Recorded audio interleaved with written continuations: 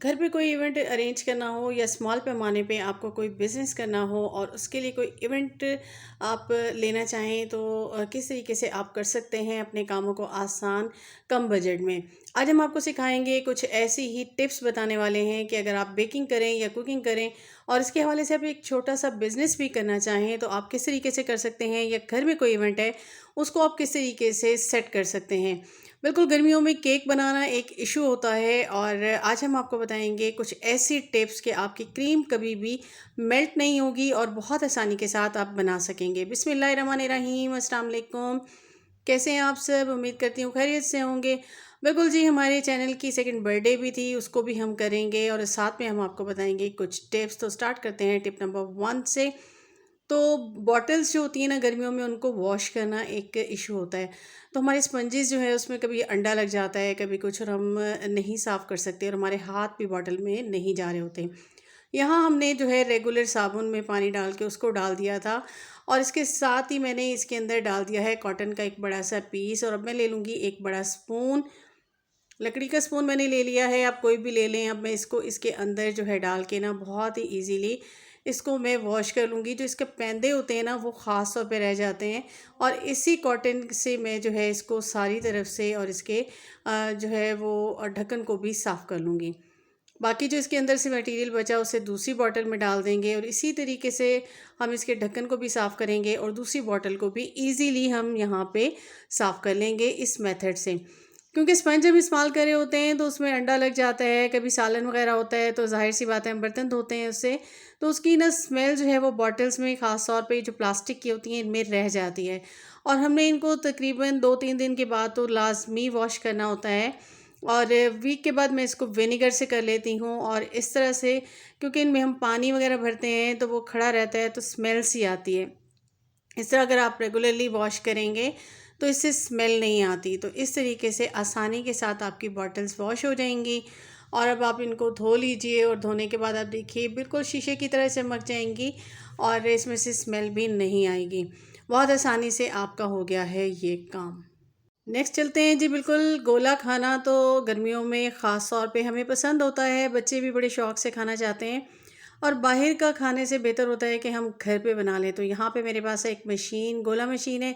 ये मैंने ली थी बिल्कुल दराज से तकरीबन 6 इयर्स पहले और गर्मियों में मैं इसे बस निकालती हूँ और इसके अंदर इस तरह से एक बॉक्स है जिसमें हम बनाएंगे और ऊपर ही इसका ये हैंडल दिया हुआ है और इसके अंदर ये पेच हैं और इसके अंदर ही कटर है जो कि मैंने अभी आपको दिखाया।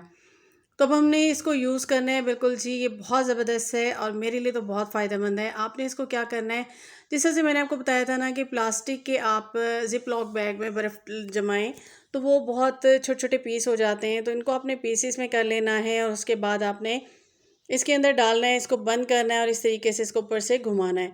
ज़बरदस्त तरीके से आपका गोला बिल्कुल जी बन जाएगा। अब आप कोई भी स्टिक ले लें, इसके अंदर जो आइसक्रीम स्टिक होती हैं उनको आप इसके अंदर लगा के अच्छे से दबाएंगे तो आपका गोला बन जाएगा। तो हमें इसी तरह से खाना पसंद है। इसको मैंने इस तरह से बना लिया और जब इस ये बिल्कुल ही नीचे आ जाता है ना तो इसका मतलब है बर्फ़ ख़त्म है। इसके अंदर मैं और डाल लेती हूँ और इस तरीके से इसको बना के उसके बाद कोई भी आप शरबत इसमें 2-3 डाल दें। तो मैं तो जाम शीरी वगैरह को यूज़ कर लेती हूँ और इस तरीके से बच्चों का जो शौक़ होता है ना कि उन्हें गोला खाना है तो उनको मैं ईज़िली बना के दे सकती हूँ। तो इसी में मैं फिर फ़ालूदा वगैरह की जो सेवइयाँ होती हैं वो बना के डाल देती हूँ और ये ईज़िली वर्क करती है बहुत आसानी से। नेक्स्ट टिप की तरफ आ जाते हैं। तो यहाँ मैंने ना 4 कप ले लिया था मैदा और 1 टीस्पून लिया था मैंने यीस्ट को। इसके अंदर डाला, नॉर्मल पानी डाला, 1 टीस्पून मैंने नमक डाला था और 1 टीस्पून ही मैंने इसमें शुगर डाला था। अच्छे से आटा गूँध लिया और उसको मैंने बंद करके रख दिया था 1 आवर के लिए और ये बहुत ज़बरदस्त रेज़ हो गया है। और इसको मैंने रखा था बिल्कुल आटे के ड्रम में और उसके बाद ये रेज़ हो गया ज़बरदस्त सा। अब मैंने यहाँ पे ग्रीस कर ली थी एक डिश अपनी और मैं यहाँ पे मैंने इसको बेल लिया है और इसको मैं अच्छे से जो है ना बेल लूँगी और बेलने के बाद मैंने यहाँ पे ले ली है अपनी पिज़्ज़ा सॉस और उसको इसके ऊपर लगा दिया है। अच्छा, इसको आप 1-2 दफ़ा गूँधेंगे ना उसका सारी जो हवा वगैरह होती है वो निकल जाती है, तो इससे आप इस तरह से गूँध लेंगे। अब मैंने ना इसको साइड्स पे छुरी से एक तरफ इधर, एक तरफ इधर इस तरह से कट लगा लिए हैं। मैं ये बना रही हूँ बिल्कुल चिकन ब्रेड और मैंने मसाला बना लिया था, उसको मैंने सेंटर में डाल दिया। मसाला आप किसी तरह भी चिकन का बना सकते हैं। अब मैं एक पार्ट को लूँगी और इसको दूसरे पार्ट तक लाते हुए इस तरह से बंद करूँगी, फिर दूसरे पार्ट को लूँगी और उसको इसके ऑपोजिट ले आऊँगी। इस तरीके से मैंने पूरी की पूरी ब्रेड को बंद कर लेना है। ये देखिए आपकी हो गई है। अब आपने इसको एग वॉश लगा देना है और उसके बाद आपने इसे बेक कर लेना है 200 डिग्री पे। 20 मिनट में आपकी ज़बरदस्त सी ब्रेड होके हो जाएगी तैयार। नेक्स्ट टिप की तरफ आ जाते हैं। तो जी ये आपकी ब्रेड तैयार हो गई है, तो उसके बाद ये होता है कि आपकी ये सॉफ्ट है। तो आपने क्या करना है कि इसको सबसे पहले तो इसको आपने ग्रीस कर लेना है, ऊपर से बटर से कर लें या फिर आप इसको ऑयल से कर लें। ठीक है, यहाँ पे मेरे पास ये ऑयल है और मैं इसको ब्रश कर दूँगी यहाँ पे, और ये मेरा जो है वो ज़बरदस्त सी हो गई है। नेक्स्ट टिप मेरी क्या है, इसको सॉफ्ट रखने के लिए ना, जैसे ही हम इसको निकालते हैं ऑयलिंग करते हैं, तो एक किचन टॉवल ले लीजिए, उसको गीला करके आपने इसको जो है ना निचोड़ लेना है अच्छे से, और उसके बाद इसको कवर करके रख देना है तकरीबन 8 मिनट के लिए। और आप देखेंगे आपकी सॉफ्ट सी बिल्कुल ब्रेड जो है बिल्कुल सॉफ्ट सॉफ्ट सी आपकी, ये जो ऊपर से अक्सर कहा जाता है ना कि हार्ड हो जाती है, तो ये हार्ड नहीं होगी। हार्ड इसीलिए होती है कि हम उसको ओपन इस तरह से रख देते हैं। ये इसकी ख़ास टिप है। अगर आप इसे इस तरह से रखेंगे तो ये आपकी ज़बरदस्त सी आपकी हो जाएगी। नेक्स्ट टिप की तरफ आ जाते हैं। अगर आपने इसे खाना है तो एज़ इट इज़ खा लें, वरना इसे क्लिंग रैप से रैप कर लें जैसे ही हल्की सी ये ठंडी हो जाए। चलिए जी नेक्स्ट टिप की तरफ आते हैं। तो क्रीम जो है ना वो हमने ले ली है। यहाँ पे मेरे पास है मेगा व्हिप की क्रीम, और इसको मैं बीट करना आपको बताऊंगी। और गर्मियों में ख़ास तौर पे कुछ टिप्स होती हैं जिनको हम फॉलो कर लें तो हमारी क्रीम्स जो है ना वो कभी भी जो है वो ख़राब नहीं होती और मेल्ट नहीं होती, और हमारा केक बहुत अच्छा बनता है। ये बड़ी जो है वो 680 की आती है, छोटी जो है 350 की। तो ये देखिए जब आपने क्रीम बीट करना है ना, तो इसकी टिप खास मैं आपको बताऊं कि इसमें जब इसको आपने फ्रीज़ कर लेना है, जब इसमें क्रिस्टल होते हैं ना तब आपने इसको जो है वो बीट करना है, क्योंकि अगर ये नॉर्मली होगी तो ये अच्छे से बीट नहीं होगी। यहाँ पे मैंने नेक्स्ट टिप की तरफ आते हैं। तो केक बना लिया था। केक की मेरी वही रेसिपी है कि मैंने 6 एग ले लिए थे, और मैंने जो है 110 ग्राम लिया था शुगर, 110 ग्राम ही मैंने मैदा ले लिया था, 1 टीस्पून मैंने इसमें वनीला एसेंस डाला था, और मैंने अपना केक बना लिया। ठीक है जी, ये मोल्ड मैंने यूज़ किए थे। एक मैंने किया था कार केक, 2 पाउंड के 2 मोल्ड हैं मेरे, और मेरे 2 केक बन के हो गए थे तैयार। ठीक है, अब ये मैंने इसको निकाल लिया, और अब मैं इसको करूँगी बिल्कुल, इसके अंदर मैं जो है ना इसको मैं आइसिंग करूँगी, और इसको केक बनाना आपको बताऊँगी कि आप इसको किस तरीके से घर पे भी इजीली बना के सेल भी कर सकते हैं। क्रीम हमने ले ली है और इसको मैंने बीट करना स्टार्ट किया है। जैसे कि मैंने आपको बताया कि मैंने जो है क्रिस्टल्स इसमें मौजूद हों, बर्फ़ मौजूद हो, तब आपने इसको बीट करना स्टार्ट करना है ताकि आपकी क्रीम अच्छे से बीट हो। अब यहाँ मैंने क्या करना है, जो मैं आपको नेक्स्ट टिप इसकी दूँगी वो यही कि ना मैंने इसको पहले जो है स्लो पे करना है 2 मिनट तक, और उसके बाद मैं इसको डायरेक्ट लेके जाऊँगी हाई स्पीड पे। हाई पे मैं इसको कर लूँगी और मेरे 9 मिनट लगेंगे, और अब आप इसकी स्टिफनेस देख सकते हैं कि किस तरह फ्लफ़ी सी ये हो गई है। अच्छा, ये फ्लफ़ी होती जाएगी। आपने क्या करना है, जो मेरी नेक्स्ट टिप है ना वो ये है कि आपने इसको हार्ड सा बीट करना है, क्योंकि अगर आप इसको बिल्कुल ही नरम सा सॉफ्ट सा बीट करेंगे ना, तो क्योंकि गर्मियाँ हैं तो इसमें जो क्रिस्टल्स है वो पिघलने लगेंगे। तो क्या होगा कि आपकी क्रीम पिघल जाती है, जो कि हमारे हाथ भी वैसे ज़ाहिर है ब्लड होता है, तो ब्लड की गर्मी से भी जब हम केक को आइसिंग कर रहे होते हैं ना, तो ये अच्छी खासी मेल्ट हो जाती है, और यही कंप्लेन आ रही थी कि हमारे केक अच्छे नहीं बनते।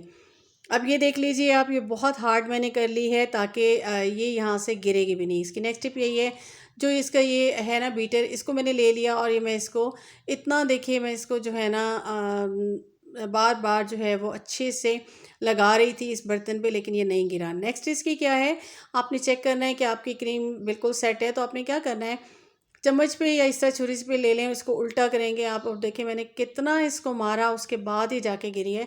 और ये उल्टा करेंगे नहीं गिरेगी, इट मीन्स कि आपकी बिल्कुल परफेक्ट क्रीम जो है वो इस वक्त रेडी है, और आप जो है केक को बिल्कुल आराम से आइसिंग कर सकते हैं।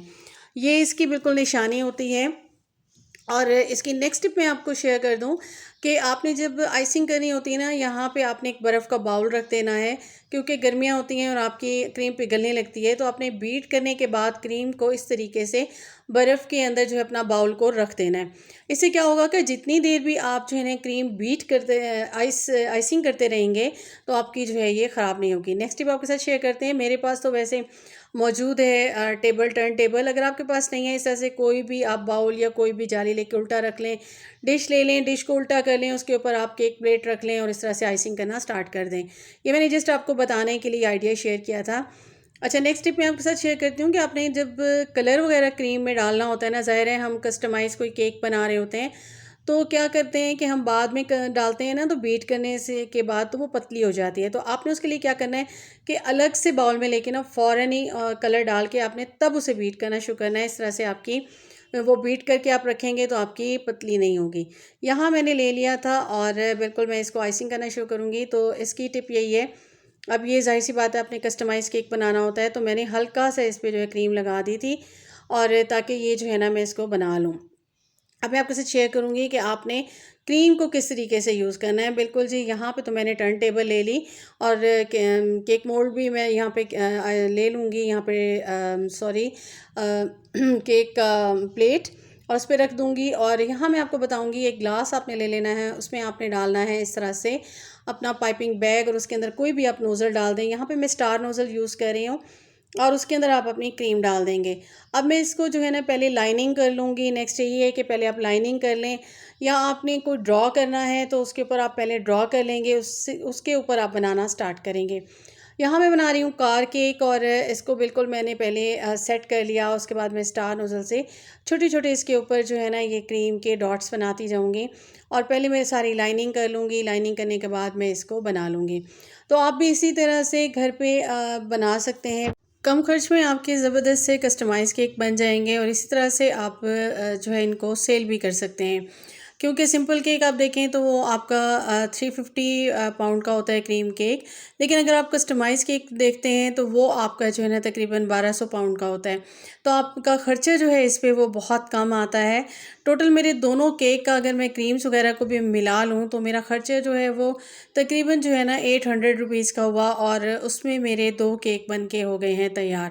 तो इस तरीके से आप अपना स्मॉल सा बिज़नेस भी कर सकते हैं। यहाँ मैंने इसकी छतों को और इसकी साइड्स को मैंने कलर चेंज कर दिया था डोर्स का, और इसी तरह से मैं वाइट क्रीम ले लूँगी और इसकी लाइटिंग कर दूँगी। और इसी तरह से मैंने इसके पहियों पे इस्तेमाल किए हैं बिल्कुल जी ये जो है बिस्किट्स, और इस तरह से मैं ऊपर भी लिख दूँगी। और ऊपर मैंने लिख देना है हैप्पी बर्थडे अर्शक, और मेरे बेटे की बर्थडे थी और मैं हमेशा ही इस तरह से कस्टमाइज़ केक बनाती हूँ और घर पर ही ख़ुद तैयार करती हूँ। और बच्चों के लिए एक छोटा-सा इवेंट भी होता है और उसको आप अच्छे से ऑर्गेनाइज़ कर लेते हैं, तो आपके बच्चे भी खुश हो जाते हैं और आपका दिल भी खुश हो जाता है। जी बिल्कुल जी, ये गड्डी हो गई है हमारी तैयार। और साथ में हमने कर लिया था अपनी जो है चैनल की बर्थडे थी सेकंड, तो उसका केक मैंने सिंपल बस मैंने बनाया था और इसके ऊपर मैंने क्रीम ज़्यादा नहीं लगाई, बस हैप्पी बर्थडे लिख दिया। और यहाँ पे मैंने बना लिया है एक स्टेथोस्कोप मैं बना लूँगी। मेरे चैनल का नाम है व्लॉग्स विद डॉक्टर मॉम, तो मैंने यहाँ पे अपना लोगो भी यहाँ पे जो है वो बना लिया। तो इस तरीके से आप भी बहुत आसानी के साथ बना सकते हैं और स्मॉल पैमाने पे अपना छोटा सा बिज़नेस भी कर सकते हैं। तो यहाँ जो आप देख रहे होंगे कि बर्फ़ में रखने की वजह से मेरी जो क्रीम है ना वो नहीं पिघली। अभी भी अगर मैं इसे उठा के उल्टा करती हूँ चम्मच को तो ये देखिए बिल्कुल नहीं गिरी। इतनी शदीद गर्मी में भी मैंने इसको बैठ के बनाया और आपने देखा कि क्रीम बिल्कुल ज़बरदस्त सी रह गई। अब ये जो बच गई है ना, तो नेक्स्ट टिप मेरी यही है कि ज़ाया नहीं होगी और ये तकरीबन पूरे एक केक की बच गई है, तो इसको मैं एक शॉपर ले लूँगी, उसके अंदर रख दूँगी। ये मेरी बहुत ख़ास टिप है, आप इस पे ज़रूर अमल करें और आपको फ़ायदा होगा। और इसको आपने उठा के फ्रीज़र में रख दें बंद करके अच्छे से, और जब नेक्स्ट आपने केक बनाना होगा जस्ट इसको डिफ्रोस्ट करें, बीट करें और आपका एक और केक बन जाएगा। तो अब आपने एक क्रीम में से जो 350 की आई और एक मेरे पास जो है ना हाफ़ मौजूद थी, तो टोटल जो है मेरे पास 1 केजी में से मैं 3 से 4 केक बहुत ईज़िली बना लेती हूँ।